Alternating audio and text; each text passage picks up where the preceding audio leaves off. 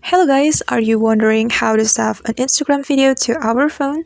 Don't worry guys, in this today's tutorial I would like to show you how to save Instagram video to our phone with an easy way.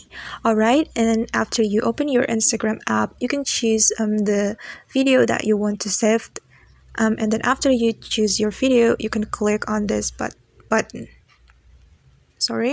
Click on this button. Alright, and then you can choose add to story right here. And wait for a moment guys, it's still loading. And alright, and then you can zoom this video like this. Okay, zoom it until it's full.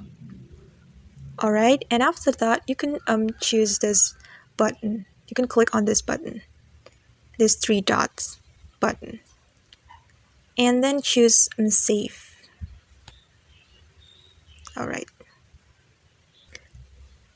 Okay, the processing may be a little bit longer. It depends on the size of the video, so you just have to be patient guys. Okay guys, now the video has been saved to our gallery and then we can check it. Open the gallery on your phone.